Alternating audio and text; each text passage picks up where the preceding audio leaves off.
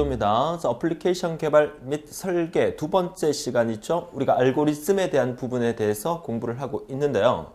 자, 지난 첫 번째 시간을 통해서 왜 우리가 이 알고리즘을 해야 되는가, 또 우리가 왜 이 어플리케이션 개발 및 설계라는 과목을 다뤄야 되는가라는 그 개념에 대해서 공부를 했다면, 자, 이번 시간에 개념 시간 두 번째 시간이죠. 자, 이번 시간이 아마 제가 생각할 때는 우리 이 알고리즘 전체 강의 중에서 가장 중요한 강의가 아닐까 그렇게 생각을 합니다. 자, 우리 인간은 살아오면서 자기네만의 어떤 고집들이 상당히 많은 사람들이 우리 인간이라고 봅니다. 여러분들도 여러분 나름대로의 어떤 고집이 있을 거고요. 저도 저 나름대로의 고집이 있습니다. 무슨 뜻이냐면 이 알고리즘 두 번째 시간을 하면서 제가 이 얘기를 드리는 것은 우리가 지금까지 살아오면서 어떤 수학적인 개념과 산수적인 개념을 내가 그대로 써왔고 그대로 활용을 해왔다는 거죠. 자, 그런데 컴퓨터가 이해하는 이 알고리즘 부분에서는 우리가 생각하는 그런 어떤 사고방식과는 조금 다른 뭔가가 느껴지고 있다는 거죠. 지난 첫 번째 시간에서 아마 여러분들이 조금 느끼셨을 겁니다. 무슨 뜻이냐? A equal 10이다 라고 하면 우리가 지금까지 살아오면서 equal이라는 등호는 A하고 10하고 같다라는 개념만 갖고 생각을 해왔다는 거죠. 자, 그런데 지난 첫 번째 시간을 통해서 제가 변수의 개념을 설명하면서 A equal 10이라고 나와 있던 부분은 A가 10이라는 의미보다는 10이라는 값을 A라는 기억 공간에다 놓겠다라는 개념으로 이해를 하라고 말씀을 드렸어요. 자, 이번 첫 번째 시간에 어플리케이션 설계 및 개발이라는 두 번째 시간에서 개념에서 변수와 함수를 갖고 친하게 한번 놀아보는 시간 만들어 보도록 하죠. 자, 이번 첫 번째 시간에서 우리가 기억해야 될 게 바로 variable 변수에 대한 개념이에요. 자, 변수는 변하는 수라고 제가 말씀드렸고 컴퓨터의 어떤 기억 공간 안에서 우리가 어떤 데이터를 넣게 되는데 한 번 넣고 두 번 넣고 세 번 넣을 때마다 그 값이 계속해서 변하고 있다는 거죠. 자, A라는 변수가 있어요. A라는 기억 공간이 있어요. 그 A라는 기억 공간 안에 첫 번째 10이라는 값을 넣었다가 그 다음에 두 번째 20이라는 값을 넣게 되면 그 A라는 기억 공간 안에 들어있던 10이라는 원래의 데이터는 사라지고 20이라는 값이 오버라이트, 덮어서서 저장이 된다는 거죠. 그래서 컴퓨터의 프로그래밍 처리 과정에서는 항상 맨 마지막 것을 기억하게 돼요. 그래서 변하는 수다 해서 변수라고 얘기를 하는 거죠. 자, 이 variable, 자, 변수에 대한 개념을 우리 알고리즘에서 정확하게 여러분들이 개념을 잡으셔야 되고, 그리고 이번 시간을 통해서 우리가 앞으로 시험에 나오는 얘기를 하기 전까지의 기본 개념 강의 두 번째, 기본 개념 강의 지난 시간과 이번 시간 딱 두 강만 가지고 여러분들에게 개념을 바로 정립해 드려야 되고 이해를 하셔야 됩니다. 자, variable, 변수. 변수에는 그 종류가 1차원, 2차원 배열의 변수의 형태가 만들어지는데요. 자, 지금 보고 계시는 이 그림은 어떤 그림일까요? 자, 교재 내용에서 아무런 설명도 없습니다. 제가 일부러 교재를 그렇게 만들었어요. 여러분들이 교재를 들여다보면서 궁금증이 생겨야 됩니다. 이게 뭘까? 왜 정보처리 기사, 산업기사, 실기 교재에 그냥 단지 변수의 종류하면서 네모 박스만 그려져 있을까라는 궁금증이 있어야 돼요. 강의를 들어봐야 되겠죠. 제가 과연 이 네모 박스를 두고 무슨 얘기를 할 건지, 자, 궁금하지 않습니까? 그쵸? 자, 지금 보고 계시는 이 네모 박스 하나하나가 우리 컴퓨터의 기억 공간이라고 생각을 하시면 돼요. 기억 공간입니다. 자, 우리는 컴퓨터라는 이 아이는 인간이 만든 기계고요. 자, 우리 인간이 만들었기 때문에 우리 인간이 사용하기에 편리해야 되고요. 또한 반면에 우리 인간이 내리는 모든 명령들을 받아서 처리할 수 있어야 되고, 우리 인간이 내리는 명령에 대해서 심부름꾼이 돼야 되고, 내가 원하는 모든 것을 대답을 해줘야 돼요. 끄집어내줘야 돼요. 자, 그렇다면 컴퓨터에는 항상 저장할 수 있는 기억 공간이라는 게 필요해요. 자, 지금 보고 계시는 이 네모 박스 하나는 바로 컴퓨터의 기억 공간이죠. 자, 지난 첫 번째 시간에서도 말씀드렸듯이, 자, 기억 공간에는 항상 이름이라는 게 존재를 해야 되죠. 이름을 한번 붙여볼게요. 자, 얘를 우리가 A라는 기억 공간, 얘를 B라는 공간, C라는 공간, D라는 공간으로 기억을 시켜 놓습니다. 이름을 붙여주는 거죠. 우리 인간에도 이름이 있듯이.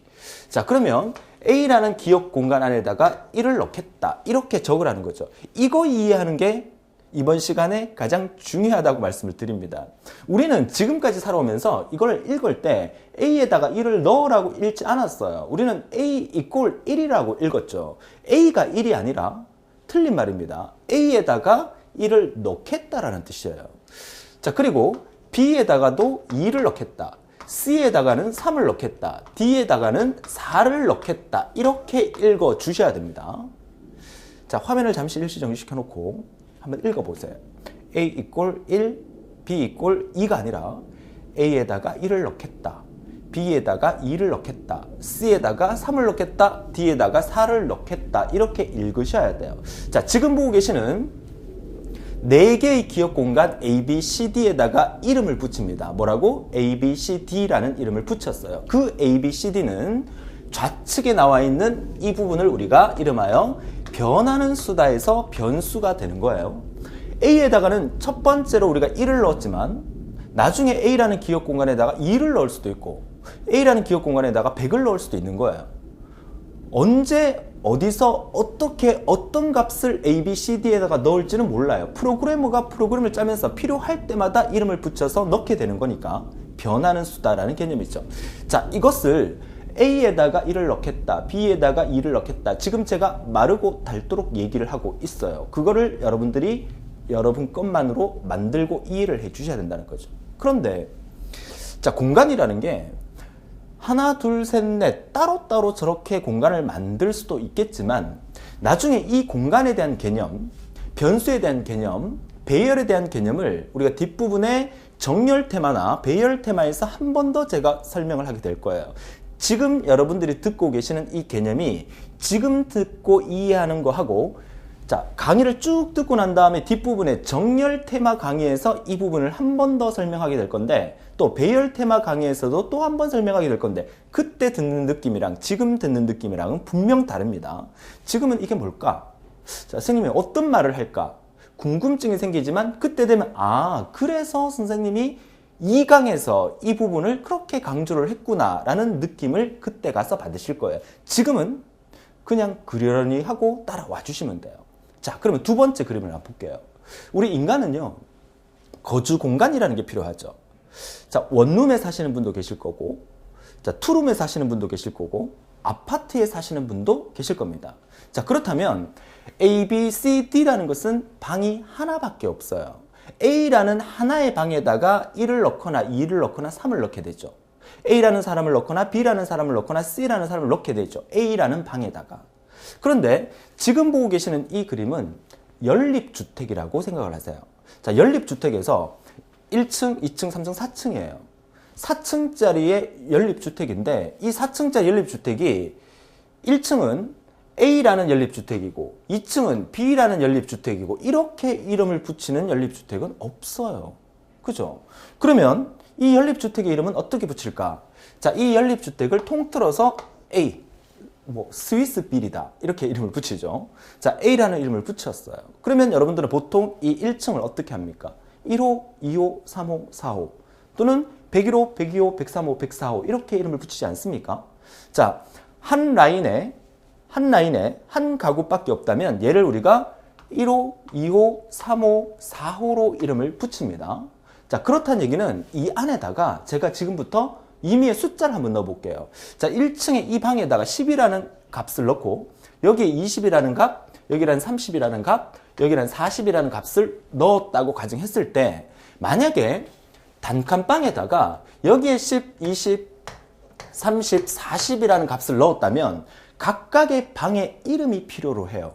변수가 필요하다는 거죠. 그러면 이 방 이름을 A, B, C, D라고 했을 경우에 우리는 A에다가 10을 넣어야 되고 B에다가 20을 넣어야 되고 C에다가 30을 넣어야 되고 D에다가 40을 넣어야 된다. 이렇게 우리는 프로그램을 작성을 해야 되지만 만약에 기억 공간 자체를 이렇게 연립주택 형식으로 만들게 되면 자, 우리는 주소를 이렇게 붙입니다. 앞으로 이렇게 이해를 하시면 돼요. 어떻게?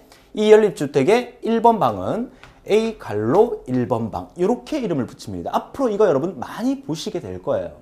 자, 이 말은 무슨 말이냐면 A 갈로 1번 방에다가 10을 넣겠다. 이렇게 적는 거예요. 자, 따라서 한번 적어볼까요? 그러면 2호실의 이 방 이름은 뭐가 되는 거야? A라는 연립주택의 2층에 2호실에다가 20을 넣겠다. 이렇게 적는 거고요. A갈로 3호실에다가 30을 넣겠다. 자, A갈로 4호실에다가 40을 넣겠다. 이렇게 적는 거죠. 이 과정을 실행하게 되면 이 A라는 연립주택이라는 기업 공간 안에 10, 20, 30, 40이라는 값이 들어가게 된다는 거죠. 정리가 되십니까? 자, 이건 연립주택이에요. 그러면 이런 아파트 형식의 건물도 필요로 하겠죠. 자, 아파트라면 자, 5층짜리 아파트가 있어요. 자, 5층짜리 아파트에 라인이 1라인, 2라인, 3라인이 있어요. 자, 우리가 이게 표를 얘기한다 그러면 행과 열을 표시할 수 있지 않겠습니까? 자, 행과 열을 표시한다 그러면 앞쪽에 붙어 있는 숫자를 행이라 하고 뒤쪽에 붙어 있는 숫자를 열이라 한다면 우리가 초등학교, 중학교, 고등학교 수학 시간에 행과 열에 대해서는 수도 없이 많이 들어봤고 이 정도야 여러분들 충분히 이해할 수가 있겠죠. 아파트도 101호, 102호, 201호, 202호가 있는 것은 1층에 1호고 1층에 2호니까 101호, 102호가 되는 거고 자, 2층에 1호, 2호면 201호, 202호가 되듯이 자, 우리가 이 전체 배열 공간, 그죠? 변수가 들어갈 수 있는 이 배열 공간을 역시나 A라는 아파트의 이름으로 이름을 붙였다고 한다면 자, 이 첫 번째 기업 공간 안에다가 1을 넣고 여기에 2를 넣고 여기에 3을 넣었어요. 또 여기에 4를 넣고 여기에 5를 넣고 여기에 6을 넣었어요. 자, 이렇게 넣는 과정을 한번 쭉 기술해 본다면 이 주소를 우리가 이 첫 번째 공간을 A갈로 1,1이라는 주소 공간을 만들어 주는 거죠. 보세요. A갈로 1,1. 자, 이렇게 표현한다는 것은 우리가 어떻게 읽어야 된다? 이 부분을 우리가 행을 표시를 하는 거고 이 부분을 우리가 열로 표시를 하는 거죠. A라는 아파트 건물에 1행 1열에 위치한 기업 공간 안에다가 1이라는 값을 넣겠다는 뜻이죠. 자, 여기 한번 볼까요? 여기는 6이라는 값이 들어가 있어요. 그러면 A라는 아파트의 기업 공간 안에 2,3이라는 기업 공간 안에다가 6이라는 값을 넣겠다. 이렇게 쓸 수 있는 거죠.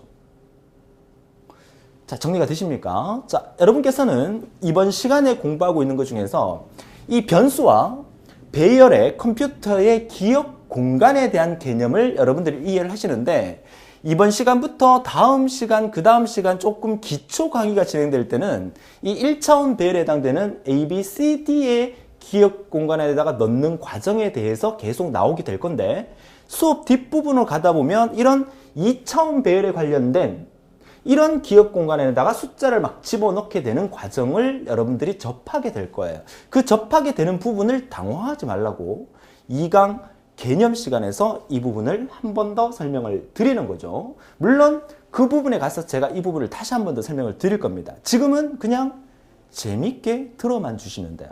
그쵸? 자, 보세요. 단칸방이냐? 연립주택이냐?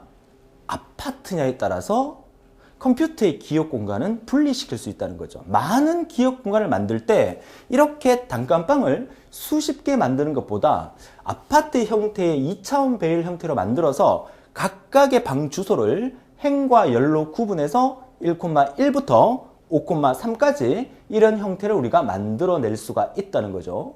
자, 왼쪽이 뭐라고? 행이라고요. 자, 이 부분이 행이에요. 자, 이 가로, 이게 첫 번째 행, 두 번째 행, 세 번째 행, 네 번째 행, 다섯 번째 행이 되겠죠. 그러니까 왼쪽에 붙어 있는 행 번호는 1, 2, 3, 4, 5, 1, 2, 3, 4, 5, 1, 2, 3, 4, 5로 행 번호가 바뀌는 거고, 그죠?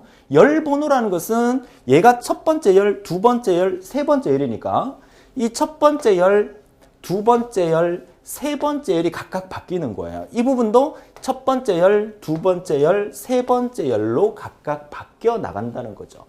자, 여러분 열심히 지금 막 필기한다고 정신 없으신데 필기 안 해도 되겠습니다. 이거 시험에 나오느냐? 시험에 안 나옵니다. 이걸 단독으로 묻는 형태의 시험 문제가 안 나온다는 거죠. 그냥 재미로 들으시면서 개념만 이해하세요.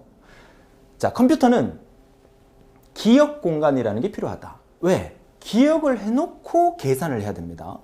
A라는 기억 공간 안에다가 1을 넣어두고 B라는 기억 공간 안에다가 2를 넣어둔 다음에 C라는 기억 공간에다가 A에 있는 값과 B에 있는 값을 더해서 3이라는 값을 만들어내는 형태로 컴퓨터는 모든 동작을 처리하게 돼요. 그렇기 때문에 우리가 이 기억 공간이라는 개념을 반드시 알고 있어야만 알고리즘, 어플리케이션 설계 및 개발 과정을 우리가 쉽게 풀어나갈 수 있다라고 말씀드리기 때문에 이번 개념 시간 두 번째 시간에서 이 변수의 종류에 대한 개념에 대해서 제가 완벽하게 여러분에게 소개를 해드리는 거죠. 그쵸? 자, 어떻습니까? 뭔가 좀 이렇게 흥미진진해져 가고 있다는 느낌이 들지 않습니까? 뭔가 이렇게 재밌어진다는 느낌이 들지 않습니까? 어렵게 느껴진다고요? 자, 어렵게 느껴진다는 생각을 가지셔도 괜찮겠습니다. 좀 더 긴장을 해서 본격적으로 우리가 다음 시간부터 시험에 나오는 얘기를 하게 될 거예요. 하지만 이번 시간에 지금부터 보여드리는 여러 가지 순서도를 보여드릴 겁니다. 그 부분을 완벽하게 이번 시간에 이해를 하고 다음 수열 테마부터 강의를 시험에 나오는 얘기를 본격적으로 따라와 주시면 돼요. 자, 그렇다면 변수의 개념은 여기까지 이해를 했으니까 자, 다음 페이지 한번 보도록 하죠. 자, 누적 변수 순서도의 예 1 해서 한 5, 6가지를 이번 시간에 보여드릴 건데 자, 이 정도의 짧은 내용이 우리 시험에 나오느냐? 절대로 안 나옵니다. 그죠? 우리는 조금씩 이 순서도를 키워나갈 거예요. 자, 지금 여러분들 교재 뒷부분을 쭉 넘겨서 알고리즘의 한 10강, 11강, 12강쯤으로 한번 가볼까요? 한번 넘겨보세요. 어떻습니까? 순서도의 이 모양이나 복잡도가 상당히 커지고 있다는 게 느껴지실 겁니다. 아, 내가 이 큰 순서도를 내가 이해할 수 있을까? 이 큰 순서도를 들여다보면서 괄호 안에 답을 내가 넣을 수 있을까? 이런 두려움이 지금 생기는 게 정상입니다. 하지만 우리는 이 기초 강의를 통해서 이 개념이 어떤 원리로 진행되는지를 정확하게 깨고 있다면 한강 한강이 재밌어진다. 다시 말씀을 드립니다. 자, 첫 번째 순서도 한번 볼게요. 자, 시작과 끝이 나와 있으니까 뭐 스타트, 스톱에 대한 부분은 따로 안 보셔도 되겠지만 자, 준비 과정과 자, 지난 시간에 준비 과정은 주로 평행 사변형으로 나오는데 자, 이런 오각형 모양으로도 준비 과정이 보여집니다. 자, 여러분 교재에는 A 이꼴하고 비워져 있을 겁니다. 제가 임의의 숫자를 미리 넣어봤어요. 여러분들도 아무 숫자를 넣어보는데 저랑 따라서 한번 넣어보세요. 자, A 이꼴 0이다. 이렇게 읽는 게 아니라 A에다가 0이라는 값을 넣겠다. A라는 기억 공간에다가 0이라는 값을 넣어두는 거죠. 자, 한번 넣어볼까요? A라는 기억 공간에다가 어떤 값, 0이라는 값을 넣어둔 거예요. 그죠? 첫 번째 준비 과정에서. 자, A라는 기억 공간에다가 0이라는 값을 넣어뒀어요. 자, 그리고 내려옵니다. 자, 처리 과정이라는 값이 나왔어요. 자, 처리 과정입니다. 직사각형 처리 과정. 뭐 직사각형이 처리 과정이다. 몰라도 상관은 없어요. 그냥 보세요. 편안하게. 자, 그러면 자, 괄호 안에 여러분 교재에서는 비워져 있겠지만 제가 1이라는 값을 넣어봤어요. 자, 그러면 이 모양은 어떤 원리가 되냐면 이 꼴 기준으로 우변에 있는 이 값을 좌변에다가 넣겠다. 다시 말해서 A에다가 1을 넣겠다. 이 말과 A에다가 1 플러스 1을 넣겠다. 이 말하고 넣는 의미는 똑같아요. 그쵸? 자, A에다가 1이라는 값을 넣었어요. 자, 이 말은 무슨 말입니까? 자, 1 플러스 1이 된 2라는 값을 A에다가 넣겠다. 이 말로 생각하시면 돼요. 그러면 여기에 이 말은 0이라는 값을 A라는 기억 공간에 넣어두겠다라는 뜻이지만 자, 밑에 있는 이 말은 A 플러스 괄호에 대한 값을 A라는 기억 공간에다가 다시 넣겠다. 이 말이죠. 자, 그런데 우리가 상식적으로 생각을 해도 이게 참 말이 안 된다는 것. 지금 여러분들은 지금까지 살아오면서 봐왔던 수학, 산수적인 개념을 버리실 필요가 있으세요. 무슨 말이냐면 자, A에다가 A 플러스 1을 넣겠다 이렇게 적었어요. 이게 수학적인 사고방식으로 들여다보면 이게 말이 안 돼요. 그쵸? 이게 말이 됩니까? A가 만약에 수학적인 사고방식으로 잠시만 절대 우리가 이 알고리즘을 공부하면서 수학적인 생각을 하면 안 된다고 말씀을 드렸는데 수학적인 생각을 한번 해봅시다. 자, A하고 A는 사실 같은 거 아닙니까? 만약에 A가 2라고 생각을 해볼게요. 이게 말이 됩니까? 2 이꼴 2 플러스 1이 말이 됩니까? 말이 안 되죠. 2 플러스 1은 3이고 여기 앞에는 2인데 어떻게 2와 3이 같단 말입니까? 그쵸? 같지가 않죠. 수학적으로 들여다보면 이게 말이 안 되는 식이에요. 하지만 우리 알고리즘에서는 이런 식을 엄청나게 많이 들여다볼 수가 있어요. 많이 나와요. 이게 무슨 말이냐? a 플러스 1을 한 값을 a에다가 다시 넣겠다는 얘기죠. 보세요. a라는 기억 공간 안에 1을 넣고 a라는 기억 공간에 2를 넣었어요. 이렇게 프로그램이 진행되면 최종 a라는 기억 공간 안에는 뭐가 들어가 있어요? 2가 들어가 있는 거예요. 첫 번째 a라는 기억 공간 안에다가 1을 넣었죠. 그리고 두 번째 a라는 기억 공간에 또 다시 2를 넣었어요. 그럼 첫 번째 들어가 있던 이 1은 사라지고 마지막에 저장되었던 이 2만 a라는 기억 공간 안에서 기억을 하고 있다는 거죠. 그쵸? 그러면 이 a 안에 만약에 3이라는 값이 들어 있었어요. 근데 3에서 1을 더해서 4를 만들어서 이 a에다가 넣게 되면 원래 들어있던 3이라는 a라는 기억 공간에 들어있던 3이라는 값은 사라지고 새로운 4라는 값이 만들어진다는 거죠. 다시 말해서 자, a라는 기억 공간 안에다가 0을 넣었어요. 현재 a라는 기억 공간에 뭐가 들어있어요? 0이 들어있죠. 맞습니까? 0이 들어있습니다. 그런데 그 a에다가 1을 더해서 a에다가 또 넣었어요. 그럼 현재 기억 공간에 a라는 기억 공간에 0이 들어있었죠. 여기에 0이 들어있었다는 얘기예요. 그죠? 자, 이 0과 뒤에 있는 1을 더해서 다시 a에다가 넣었으니까 그 a에는 뭐가 기억되고 있다? 1이 기억되고 있다는 거죠. a라는 기억 공간에 첫 번째 0이 들어갔어요. 그리고 그 0과 1을 더해서 1을 만들어서 다시 a에다가 넣기 때문에 두 번째 a에서는 1이 기억되고 있다는 거죠. 이 과정이 계속 이런 식으로 반복이 된다면 a라는 기억 공간 안의 숫자는 1씩 계속 증가하게 되게 되겠죠. 정리가 되십니까? 자, 너무 재밌지 않습니까? 자, 다시 한번 정리를 한번 해보죠. 우리가 첫 번째 시간이고 지금까지 살아오면서 산수, 수학적인 개념을 가지고 있던 우리 같은 비전공자들이 컴퓨터의 반복의 원리에서 이런 부분들을 이해하는 데는 처음에는 쉽지는 않습니다. 그렇지만 한번 이 개념을 잘 정리해 놓게 되면 그 다음부터는 자연스럽게 이렇게 되는구나. 자, A라는 첫 번째 기억 공간 안에 1을 넣었어요. 그 다음에 2를 넣었어요. 그 다음에 3을 넣었어요. 자, 이 안에는 최종적으로 뭐가 들어가 있다? 3이 들어가 있다. 1, 2는 과거예요. 과거는 잊어버리세요. 최종 기록된 것만 그 공간 안에 기억되고 있다는 거죠. 자, A는 A 플러스 1이에요. 무슨 뜻이다? A 플러스 1한 값을 A에 넣겠다. 그러면 A의 첫 번째 값이 만약에 0이었어요? 그러면 이 A는 뭐가 된다? 1이 되겠죠. 얘가 회전이 되면서 그 다음에 여기는 뭐가 들어가요? 1이 들어가게 돼요. 1이 들어가서 1과 1을 더해서 뭐가 만들어져? 2가 만들어져요. 그쵸? 이 2가 돌아서 다시 들어가요. 2가. 이쪽으로 들어가죠. 이 2가 들어가서 1을 만나서 3이 되면서 이 A는 새롭게 3이라는 값이 만들어져요. 자, 이 3이 다시 돌아서 이 A에다가 들어가게 됩니다.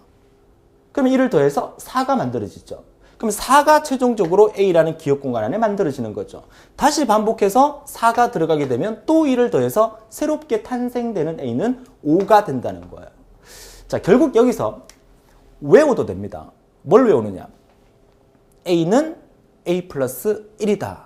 이런 식이 나오면 A 플러스 1한 값을 새로운 A로 만들기 때문에 무조건 A 값은 1, 2, 3, 4, 5로 1씩 증가하게 되는 식이다. A는 A 플러스 1이다. 그러면 변수의 이름을 제가 A로 줬잖아요. B로 주면 안 됩니까? C로 주면 안 됩니까? CNT로 주면 안 됩니까? 바보로 주면 안 됩니까? 됩니다. 자, 우리가 컴퓨터 프로그래밍을 하면서 한글로 주로 프로그램을 짜지는 않습니다. 안타깝게도 이런 컴퓨터 프로그램을 만든 나라가 미국이기 때문에 자기네들 알파벳을 그대로 써오다 보니까 우리나라 프로그래머들도 어떻게 그렇게 따라갈 수밖에 없는 현상이죠. 그래서 알파벳을 쓰는 거지만 만약에 한글이 가능하다 그러면 이렇게 써도 돼요. 그냥 유치하게 바보는 바보 플러스 1이다. 자, 이게 무슨 말입니까? 바보라는 기억 공간 안에다가 자, 이 기억 공간이 있다는 얘기예요. 이 기억 공간의 이름이 바보예요. 이 기억 공간에다가 그 기억 공간에 들어있던 값에다가 1을 더해서 계속 넣겠다는 얘기예요. 이 과정이 계속 반복되면 바보의 첫 번째 들어있던 값이 0이었다. 0 플러스 1에서 1이 들어가고 이 1이 다시 나와서 이렇게 들어가면서 2가 만들어져서 2가 저장되고 이 2가 다시 나와서 반복되면서 2가 이렇게 들어가서 1을 더해서 3을 만들어서 3이 들어가고 자, 3이 들어간 게 다시 나와서 3이 들어가면 1을 더해서 4가 만들어지고 이 과정이 반복되는 거죠. 그러니까 여러분들이 기억해야 될 거는 뭐다? 별은 별 플러스 1이다. 바보는 바보 플러스 1이다. i는 i 플러스 1이다. cnt는 cnt 플러스 1이다. a는 a 플러스 1이다. 제가 지금 뭘 하고 있습니까? 똑같은 구조의 모양을 얘기하고 있죠. 뭐는 뭐 플러스 1이에요. 뭐는 뭐 플러스 1이 나오면 그게 뭐 하는 식이다. 아, 그 값을 1씩 증가시켜주는 역할을 하는 식이다. 이걸 기억하라는 얘기예요. 그러면 여기서 a는 a 플러스 1 대신에 a는 a 플러스 2를 쓰게 되면요. a는 a 플러스 2를 쓰게 되면 어떤 일이 벌어질까요? 그죠? 자, a는 a 플러스 2를 적었어요. 자, a의 첫 번째 값을 0을 담아둡니다. 자, 반복하는 원리 어렵지 않습니다. 그쵸? 한번 해볼까요? 0과 2를 더했어요. 뭐가 나왔어요? 2가 나왔죠. 0과 2를 더해서 새로운 a에다가 저장하겠다 이 뜻이잖아요. 그쵸? 이 2가 반복하면 어디로 들어가요? 이렇게 들어가요. 2가 들어가면서 2와 2를 더해서 뭘 만들었어요? 4를 만들었죠.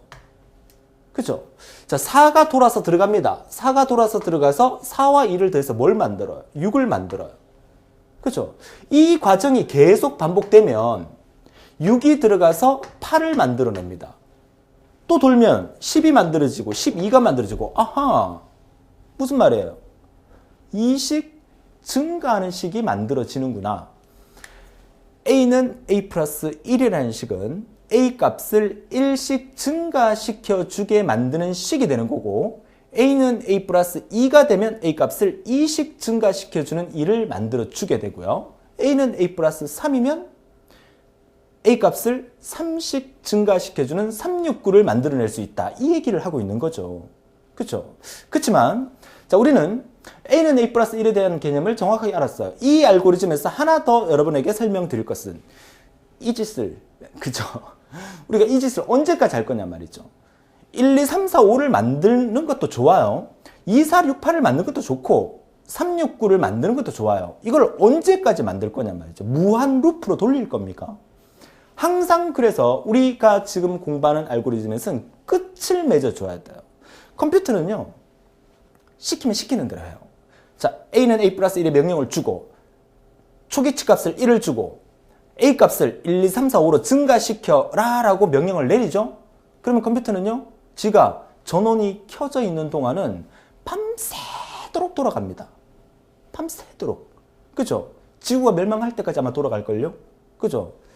몰라. 컴퓨터가 나중에 열받아가서 더 이상 계산을 못해서 열받아서 무한 루프에 빠져서 컴퓨터가 작동이 중단되는 우리가 필기 때 배웠던 데드락 현상이 발생될 수도 있어요. 멈출 수 있어요. 그래서 보통 우리가 컴퓨터 뻗었다라고 얘기한다는 것은 이러한 무한 루프에 빠져서 뻗을 수가 있는 거죠. 그래서 항상 우리가 컴퓨터에게 어떤 명령을 내릴 때는 어느 시점까지만 해라. 어느 시점에서는 중단해라라는 명령을 만들어줘야 돼요. 그게 뭐냐? 마름모에서 보통 해결을 하죠. 자, 이 말은 무슨 말이냐면 이쪽이 끝나는 부분이에요. 자, 이쪽은 반복되는 부분이에요. a는 a 플러스 1이라는 식을 통해서 a 값을 1, 2, 3, 4, 5로 증가시키는데 언제까지 할 거냐? 어느 시점에 오면 더 이상 올라가지 말고 끝내로 내려오라는 뜻이에요. 그렇죠? 그걸 우리가 마름모에서 보통 해결을 해줍니다. 자, 보세요. a가 얼마보다 5보다 작으면 올라가란 얘기예요. 자, yes와 no에 대한 개념 보이시죠? 자, 이쪽이 yes고요. 자, 이쪽이 no입니다. 자, 이쪽 화살표로 내려오면 no일 경우에는 이 비교 판단문인 마름모의 상태에 위배될 경우에는 no니까 밑으로 내려오고 그렇지 않을 경우에는 yes니까 올라가란 얘기예요. 이 yes, no에 대한 개념은요. 어떤 책에서는 아니면 여러분 시험 문제에서는 yes, no로 안 나오고요. 이렇게 나올 수도 있습니다. true, 진실 또는 no 대신에 뭐가 나온다? false, 거짓. 자, 이렇게 나올 수도 있습니다. yes냐, no냐 또는 y냐, n이냐 또는 true냐, false냐 또는 t냐, f냐 이렇게 나올 수 있어요. 뭐 그거는 여러분 보면 아는 거니까. 자, 그러면 여기서 어디까지 해주냐? 지금 이 a는 a 플러스 1이 하는 일이 뭐라 그랬어요? 숫자를 1, 2, 3, 4, 5, 1씩 증가시켜주는 역할을 하는 게 a는 a 플러스 1이라고 제가 강력히 설명을 드렸습니다. 자, 그렇다면 아래쪽에 이거를 언제까지 만들 거냐는 얘기죠. 5라는 값이 적혀 있죠. 그러면 시키는 대로 한번 따라가 볼게요. 자, A가 5보다 작으냐, A가 5보다 작으냐, 자연수, 정수만 얘기했을 때, 소수점 말고, 정수만 얘기했을 때 A가 5보다 작다는 것은 5보다 작은 가장 큰 수는 얼마예요? 4잖아요. 그쵸? 그러면 4는 위로 올라가게 돼 있어요. 맞습니까? A 값이 5보다 작으면 위로 올라가는 얘기죠. 그러면 이 시점에서 올라가는 수는 4일, A 값이 4일 경우에 올라가요. 또 뭐 3일 경우에도 올라가요. 2일 경우, 1일 경우 다 올라갑니다. 그쵸? 근데 A가 5가 되는 순간은요. A가 6이 되는 순간에는요. 그럴 경우에는 A가 5보다 작지가 않잖아요. 그러면 노 쪽으로 내려올 때는 어떤 수가 A가 5일 때, A가 6일 때, A가 7일 때, A가 8일 때, 1일 때 밑으로 내려오게 되겠죠. 그렇지만 A가 5일 때 밑으로 떨어진다는 것은 A가 6인 상태는 만들어지지가 않습니다. 그죠? 맞습니까? A 값이 처음에 0부터 시작해서 이 식을 통해서 1, 2, 3, 4, 5로 증가하게 되지만 5인 상태에서 밑으로 빠져버리기 때문에 다시 올라갈 일이 없기 때문에 6, 7, 8, 9라는 식은 숫자는 만들어지지는 않습니다만은, 그죠? 이론적으로 따진다면 이 부등호에 의해서 A 값이 5보다 작은 수는 1, 2, 3, 4이기 때문에 1, 2, 3, 4인 경우는 올라가지만 그 뒷부분에 5, 6, 7, 8일 경우는 떨어지게 돼 있다. 이 개념이 되겠죠. 결국 이 마름모 안에서 해결해야 되는 것은 4까지만 올려주자. A 값을 4까지만 올려주면서 A가 5가 만들어지는 순간은 밑으로 떨어지게 만들자라는 마름모를 만들어 둔 거예요. 그래서 앞으로 여러분들이 이 마름모를 역시나 많이 보게 될 겁니다. 이 마름모라는 뭐다? 비교 판단을 할 때 쓰는 거다. 자, 지난 첫 번째 시간에서 제가 인간의 일상생활에 대한 얘기를 했었죠. 인간의 일상생활에서 어떤 얘기를 했었습니까? 소개팅을 나갔는데 상대가 마음에 드냐, 마음에 들지 않느냐. 마음에 들지 않으면 계속 반복할 수는 있어요. 그쵸? 마음에 들면 어떻게 합니까? 마음에 들면 식사도 하고 커피도 마시고, 마음에 들지 않으면 바로 집으로 간다. 비교 판단문이죠. 여기서 A가 5보다 작으면 계속 반복하라. A가 5보다 작지 않은 A가 5가 되는 순간은 밑으로 떨어져라. 결국 프린트 A를 해라. 얼마인 상태에서 떨어졌어요? A가 4인 상태까지는 다시 올라가죠. A가 5인 상태에서 밑으로 떨어지는 거야. 그쵸? 결국 최종적으로 프린트 A를 해라. A 값은 얼마인데? 5인 상황에서 프린트가 되는 거죠. 결국 이 문제의 정답은 마지막에 프린트 A 하게 되면 5라는 값이 프린트에 찍혀 나온다는 거예요. 정리가 되셨죠? 자, 그래서 우리는 이번 첫 번째 이 짧은 순서도 하나를 갖고 제가 지금 몇십 분째 얘기를 하고 있는 거는 그만큼 이 개념을 이해해야만 앞으로 여러분들이 들여다보는 모든 순서도를 이해하는데 편해진다는 거죠. 1강, 2강 개념 강의라서 시험에 안 나온다고 해서 건너뛰고 3강부터 막 들어간 사람들이 나중에 되면 질문을 하게 돼요. 그래서 이거 왜 이렇게 됩니까? 이거 왜 이렇게 됩니까? 그 이유가 이런 기본 개념이 안 섰기 때문에 그런 질문을 할 수밖에 없는 거거든요. 반드시 이 강의를 통해서 이 개념을 머릿속에 집어넣고 초등학교, 중학교, 고등학교 때 배웠던 수학적인 개념을 약간 발로 차버리고 컴퓨터의 사고방식으로 생각하고 이 개념을 들여다 보셔야 된다는 것을 다시 한번 강력히 주장을 합니다. 그죠? 자, 그러면 자, 우리가 이 알고리즘을 들여다봤을 때 시험 문제에서 항상 일관성 있게 이런 틀로만 나와주면 얼마나 좋을까요? 하지만 알고리즘이라는 것은 사람마다 달라요. 이거 잘 생각해 보세요. 컴퓨터 프로그래머들이 전국에 얼마나 많겠어요? 전 세계적으로 따지면 얼마나 더 많겠어요? 그 프로그래머들의 머릿속의 생각은 우리 인간이기 때문에 다 달라요. A라는 프로그래머가 프로그램을 짜는 방식, B라는 프로그래머가 프로그램을 짜는 방식 다 다르다는 거죠. 예를 들어서 우리가 다음 시간에 배우게 되겠지만 1부터 10까지 합계를 구합니다. 자, 1부터 10까지 합계를 구하면 얼마죠? 55가 나오죠.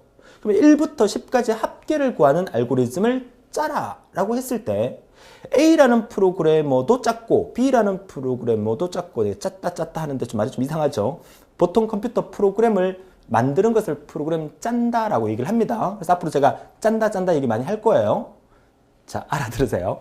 자, A라는 프로그래머가 1부터 10까지 합을 계산하는 프로그램을 짰고요. B라는 프로그래머도 짰어요. 그런데 결과가 둘 다 55가 나왔어요. 하지만 짜는 방식이 다를 수 있어요.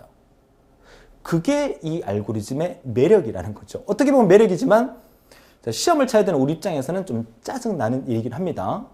다양한 각도로 그 결과를 들여다봐야 되기 때문에. 그리고 만약에 여러분들이 시험 치러 가서 빈 백지를 하나 딱 주고 문제를 줍니다. 1부터 10까지 합계를 구하는 알고리즘을 짜세요. 그러면 여러분이 촥촥촥촥 그래서 짜면은 합격한다. 이런 시험 제도라면 여러분 고민 덜 해도 돼요. 그렇지만 우리 시험 제도는 어떻습니까? 출제위원이 이런 식으로 미리 프로그램을 다 짜놓습니다. 짜놓고 난 다음에 중간중간에 괄호를 비워놔요.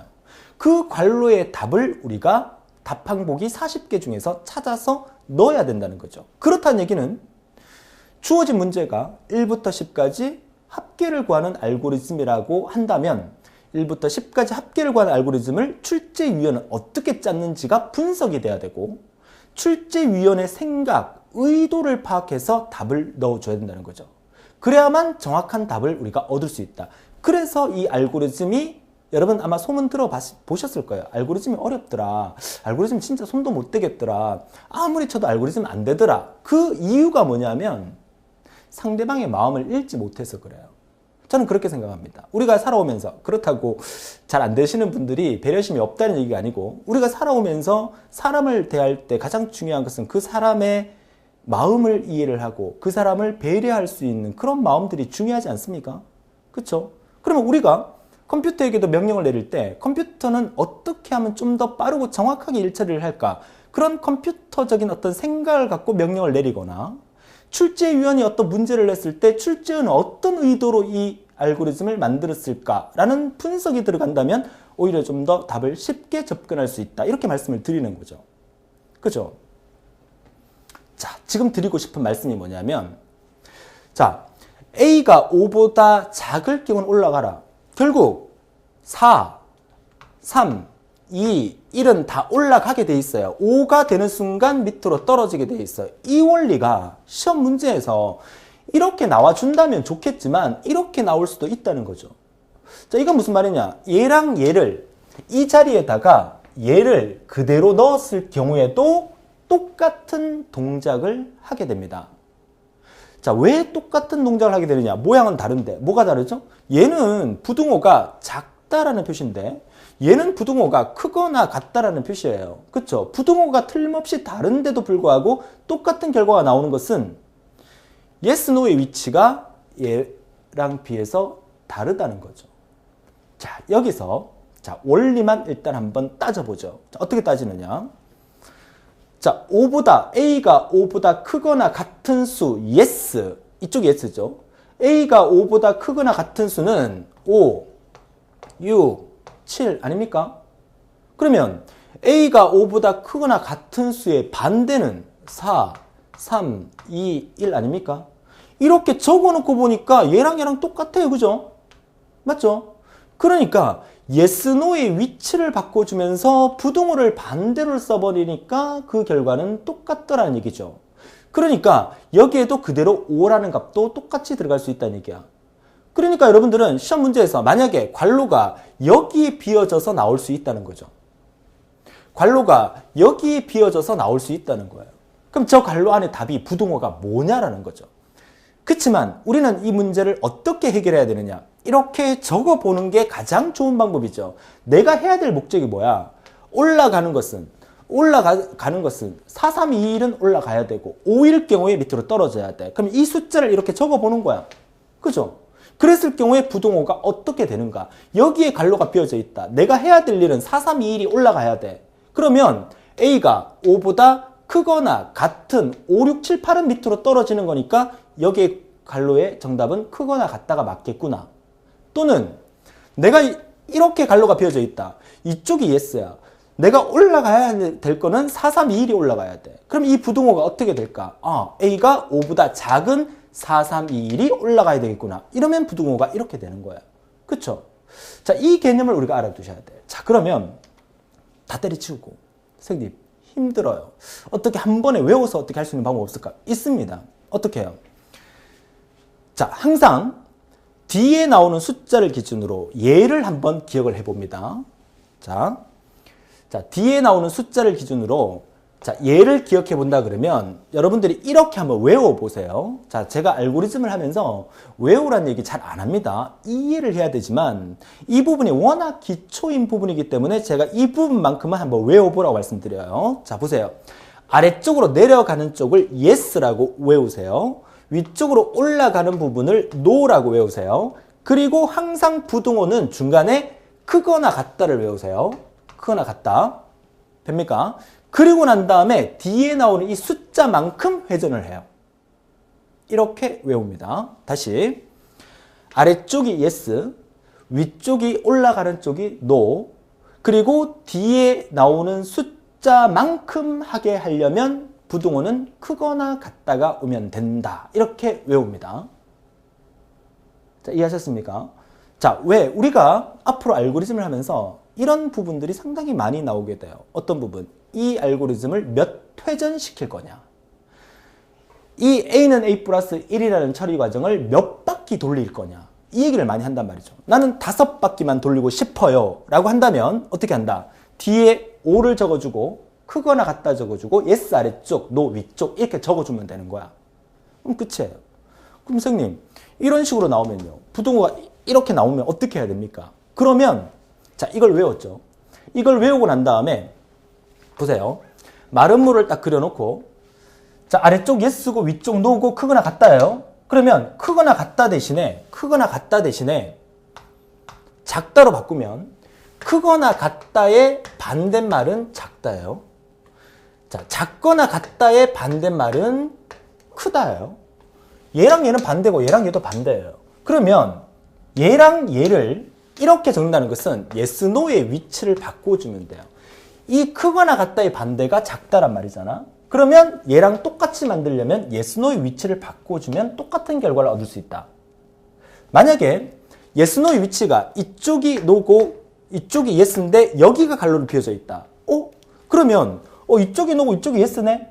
근데 아래쪽이 yes일 경우에 크거나 같다라고 외우라고 선생님이 말씀드렸는데 아래쪽에 no네? 그러면 크거나 같다를 반대로 보호를 바꾸면 되겠구나. 이렇게 생각하면 더 편하다니까요. 그쵸? 그치만 이렇게 생각하면 그죠? 시험처럼 갔을 때 외운 게 생각이 안 나. 그럼 어떻게 방법이 없어요. 그죠? 그렇다고 너무 긴장하지는 마세요. 이런 부분에 대해서 시험에 많이 나오는 게 아니니까. 그죠? 자, 그렇다면 우리가 해결해야 될 부분은 아까 말씀드렸듯이 내가 마지막에 뭘 올려야 되느냐. 문제에서는 마지막에 4까지 올려주면 된다. 그리고 밑으로 떨어지는 건 5다. 이 갈림길에서 내가 원하는 숫자를 적어본다면 이 부등호를 손쉽게 해결할 수 있다. A가 5보다 작은 수는 4니까. 그쪽이 yes니까. 그렇지 않은 것은 5니까. 아래쪽이 no니까. 그쵸? 자, 이 하나의 짧은 순서들을 가지고 제가 진짜 한 20여 분이 넘게 이렇게 떠든 이유는 앞으로 다음 시간부터 본격적으로 시험에 나오는 얘기를 할 때 좀 더 쉽게 적응하라라고 말씀을 드리는 부분이니까 정확하게 이 개념을 반복 청취해서라도 이해를 해 주셨으면 좋겠다 말씀을 드립니다. 자, 그러면 이제부터 이해를 하셨으니까 조금 빠르게 진행하면서 누적 변수 순서도의 예 여러 가지를 빠르게 한번 보여드리겠습니다. 자, 다음 페이지 한번 볼까요? 두 번째입니다. 자, 다른 거 다 비슷한데 곱하기가 나왔어요. 그죠? 자, 곱하기가 나왔다는 것은 어려운 거 없어요. A라는 기억 공간에다 처음에 2를 넣어줬어요. 처음에 스타트는 2입니다. 이 2가 어디로 들어갑니까? 이 2는 항상 우변에 있는 2A로 들어가게 됩니다. 그러면 2 곱하기 뭐가 돼? 자, 여기 갈로 안에 2라고 넣어줬어요. 여러분들도 교재에 2라고 넣어보세요. 그러면 2 곱하기 2는 얼마가 돼? 4가 되는 거야. 새롭게 탄생되는 얘는 4가 되는 거예요. 그죠? 자, 이 과정이 반복이 되겠죠. 이렇게. 자, 이 과정이 반복되는데 새롭게 탄생되는 A가 4였어요. 이 4가 이렇게 들어가면서 이 4는 또 어디로 들어가? 이 4는 이쪽 A로 또 들어가게 됩니다. 자, 이렇게 4가 들어가면 4, 2 얼마? 8이 생기죠. 새롭게 탄생되는 8이 생기면서 또 한 번 얘가 회전을 하게 되죠. 자, 8이 이쪽으로 들어가게 됩니다. 자, 8이 들어가게 되면 또 2를 곱해서 얼마가 돼? 8이 16이 만들어져요. 16.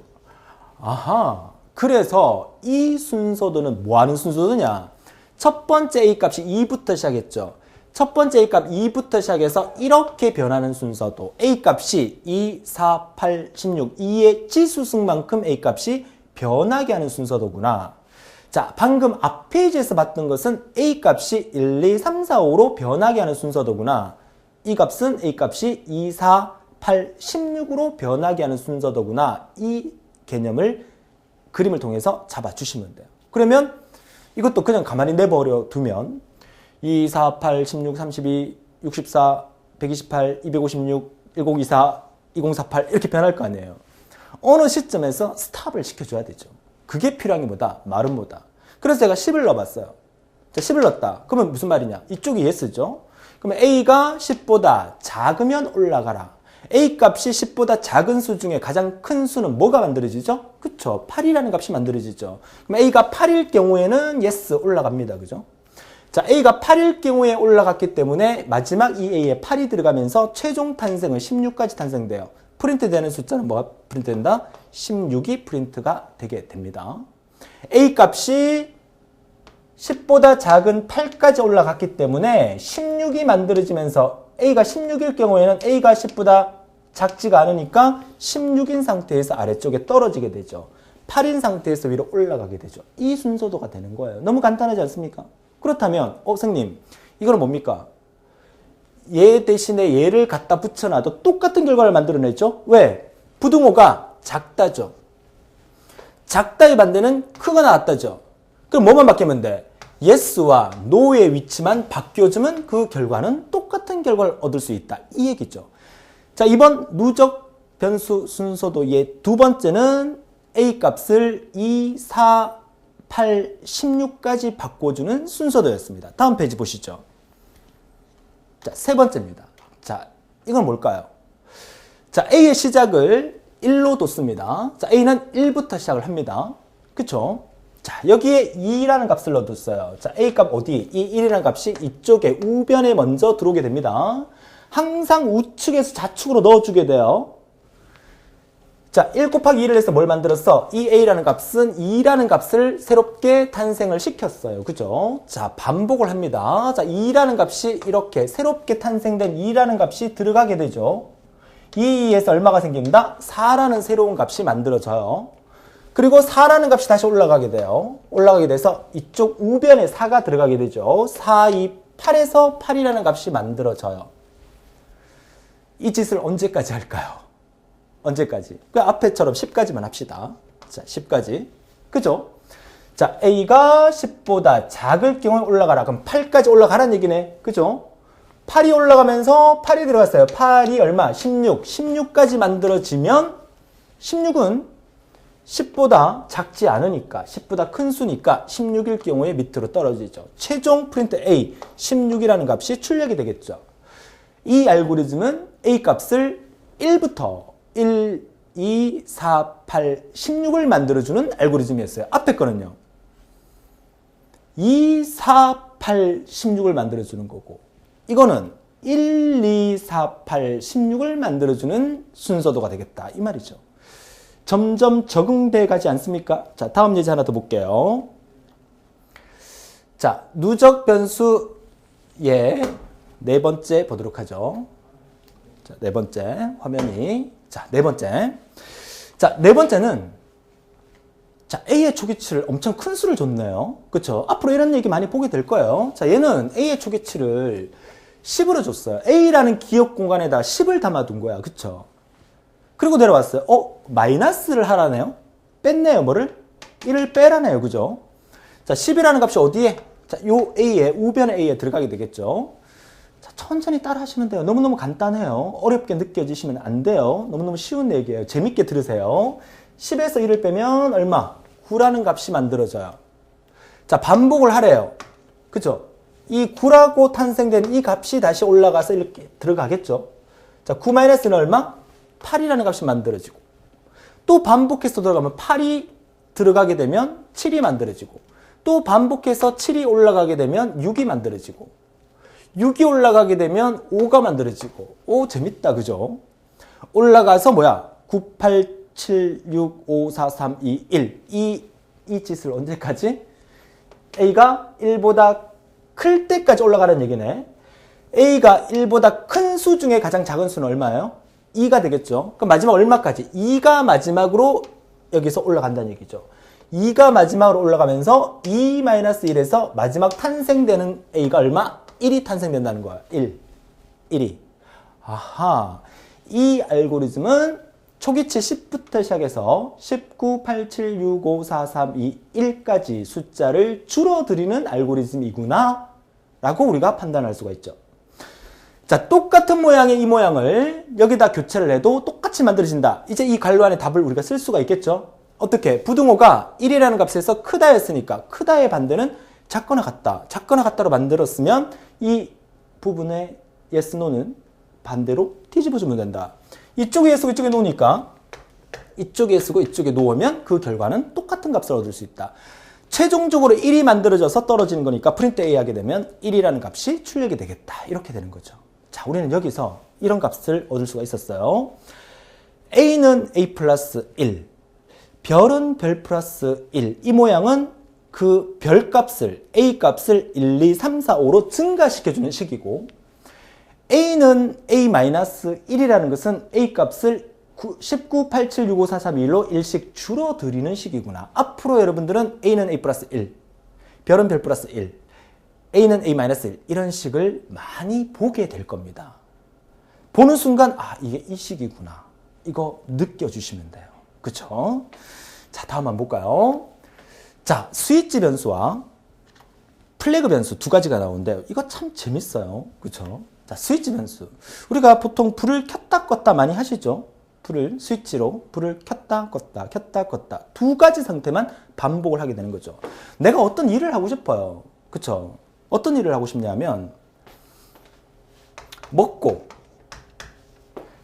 자고 나는 이 두 가지만 하고 싶은 거야. 하루 종일. 그죠? 한 가지 더 있으면 더 좋겠는데 먹고 자고 놀고 먹고 자고 놀고 먹고 자고 먹고 자고 이것만 하고 싶어요. 근데 이렇게 할 수는 없잖아요. 먹고 자고 자고 이렇게는 할 수 없잖아요. 그러니까 교대로 먹고 자고 하고 싶어요. 어떻게 하냐? 자, 스타트 시작합니다. SW, 이제 변수가 좀 길어지기 시작합니다. 우리가 이 변수를 지난 앞 페이지에서 A, B, C, A에다가 뭘 넣고 B에다가 뭘 넣고 C에다가 뭘 넣고 이렇게만 했었잖아요. 이제는 변수가 좀 길어집니다. SW도 변수입니다. 무슨 말이냐면 이 기억 공간 하나가 있는데 이 기억 공간 이름이 SW란 얘기예요.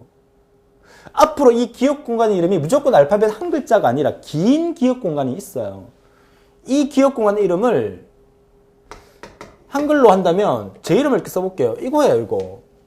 이거 이렇게 이해를 하셔야 되는 거죠. 이렇게 해서 이꼴 10 이렇게 하면 조대호가 10이 아니라 조대호라는 기억 공간 안에다가 10을 넣겠다 이 말이잖아요. 그쵸? 여기다 10을 넣겠다 이 말이에요.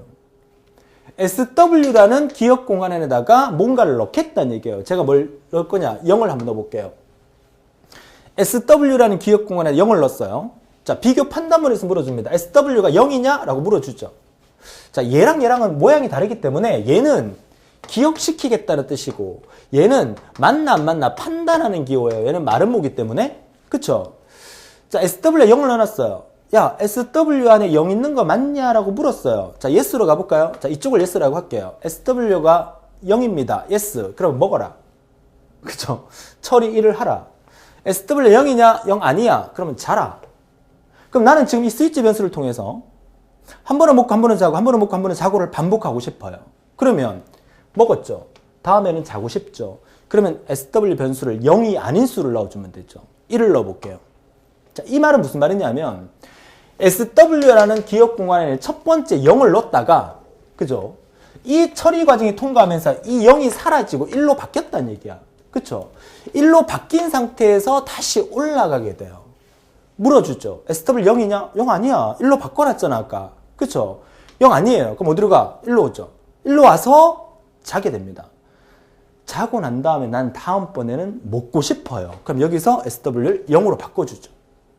자, 보세요. 잤어요. 그쵸? SW 0으로 바뀌었어요. 그리고 다시 올라갑니다. 판단합니다. SW 0이냐? 0이죠. 먹고. 1로 바꾸고 올라가서 0이 아니죠? 자고. 0으로 바꾸고 다시 올라가서 0이니까 먹고. 이렇게 만들면 SW라는 변수를 어떤 처리 과정 다음에 1과 0으로 바꿔놓게 되면 한 번은 이쪽 갔다가 한 번은 저쪽 갔다가 왔다 갔다 불을 켰다 껐다 먹고 자고를 반복할 수 있는 알고리즘이 만들어지는 거. 이게 스위치 변수라는 개념을 설명을 드리고 앞으로 복잡한 알고리즘에서 이 부분을 여러분들이 한번 보게 되실 거예요. 이게 스위치 변수예요. 어렵지 않죠? 재밌지 않습니까? 자, 다음 한번 볼게요. 이번에는 나는 한 가지만 하고 싶어요. 근데 딱 한 번만 먹어보고 그리고 쭉 자고 싶어. 지금은 배가 고프니까 일단 한 번만 먹고 그 다음에는 계속 자고 싶어요. 그 일을 하고 싶은 거야. 번갈아 가면서 하는 게 아니라 한 번 먹고 난 다음에 영원히 자고 싶어. 영원히 자면 안 되는데. 자, 무슨 말이냐? 자, 플래그라는 것은 깃발이라는 뜻이죠. 변수의 길이가 점점 길어집니다. 플래그라는 기억 공간 안에다가 이거는 플래그라는 기억 공간 안에다가 0을 넣어둔 거야, 지금. 그죠? 자, 플래그가 0이냐? 0이죠. 자, 뭐합니까? 먹습니다. 그죠? 그 다음에 이제는 먹기 싫으니까 플래그를 0이 아닌 수로 바꿔버리는 거예요. 그죠? 물론 1을 적어도 2를 적어도 상관없어요. 0이 아닌 수면 되니까. 자, 그리고 올라갑니다. 그죠? 올라가서 플래그가 0이냐 물었죠. 0 아니죠? 그럼 어떻게 합니까? 처리 2로 가죠. 잡니다. 그죠? 자, 자고 난 다음에 플래그가 0이 아닌 1로 바꾸고 올라왔으니까 여기는 지금 플래그가 1인 상태에서 이렇게 넘어온 거예요. 그죠? 잤어요. 자고 난 다음에 올라가니까 또 플래그가 0이 아니야. 또 자고. 또 플래그가 0이 아니야. 또 자고. 또 플래그가 0이 아니야. 또 자고. 계속 자게 되는 거죠. 이 알고리즘은 플래그 변수라 그래서 왜 플래그 변수라는 이름을 프로그래머가 붙였냐면 깃발을 정상에 한번 딱 꽂는 거야. 그럼 나는 이제 정복했다는 거야. 이제 노는 거야. 그죠? 한번 내가 원하는 먹기를 한번 딱 하고 그 다음부터는 1로 바꿔버리면서 계속 자기만 하는 거야. 그죠?